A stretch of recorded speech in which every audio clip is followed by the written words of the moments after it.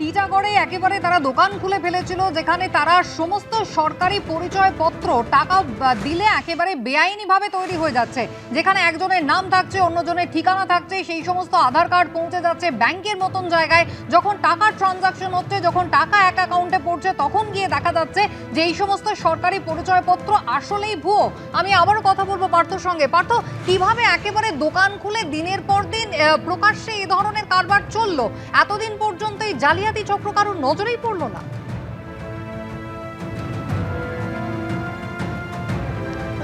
এই প্রশ্ন সব থেকে বড় হয়ে দাঁড়াচ্ছে, এবং সেখানে যদি তুমি লক্ষ্য করো একেবারে দোকানের বাইরে ব্যানার দিয়ে হোর্ডিং দিয়েছে যে আধার কার্ড কোনো রকমভাবে নতুন হোক বা কোনো কারেকশনের দরকার হোক সে ওখানে হয়ে যাচ্ছে, কোনো রকমভাবে ভোটার কার্ড সেটা নতুন হোক বা কারেকশন হোক সেটা হয়ে যাচ্ছে, বার্থ সার্টিফিকেট হয়ে যাচ্ছে।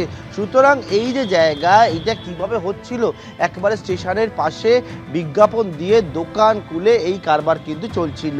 এবং এই যে জায়গা যেখানে চলছিল সেখান দিয়ে যখন পুলিশ হানা দেয় এবং পুলিশের কাছে উঠে আসে যে এই রকমভাবে আধার কার্ড ভোটার কার্ড যেটা বানিয়ে দিচ্ছে তারা হচ্ছে যেন বেআইনিভাবে করছে, অর্থাৎ একজনের নাম ব্যবহার করছে এবং তার নাম, তার অন্য একজনের ছবি, এবং সেই জায়গায় হচ্ছে দেখা যাচ্ছে যে সেই ঠিকানায় গিয়ে দেখা যাচ্ছে যার নামে আধার কার্ড, যে ঠিকানায়, সেই ঠিকানায় কেউ থাকেই না ওই নামে, অথচ সেই নাম ব্যবহার করে ব্যাংকে অ্যাকাউন্ট খুলে যাচ্ছে।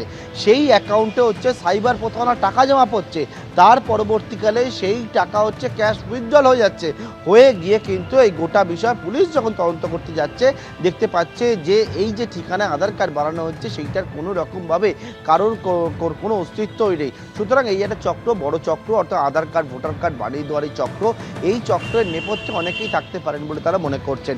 একবারে মোটা টাকার বিনিময়ে এরকমভাবে আধার কার্ড ভোটার কার্ড বানানো হতো বলে অনুমান, এবং তারপরে পুলিশ হচ্ছে সেখানে গিয়ে এইরকম আই স্ক্যানার থেকে শুরু করে বায়োমেট্রিক থেকে শুরু করে ল্যাপটপ, ডেস্কটপ, প্রিন্টার, এই সমস্ত কিছু বাজেয়াপ্ত করেছে। বেশ কয়েকটা আধার কার্ডও সেখান থেকে উদ্ধার হয়েছে, এবং এক ব্যক্তি সঞ্জয় কুমার যাদব, তাকে হচ্ছে পুলিশ গ্রেপ্তার করেছে, আমডাঙ্গা থানা পুলিশ গ্রেপ্তার করেছে।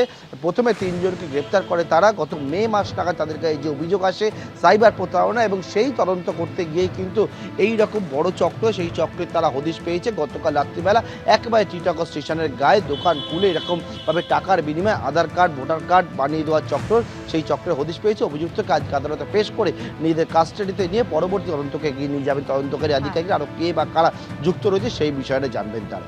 ধন্যবাদ।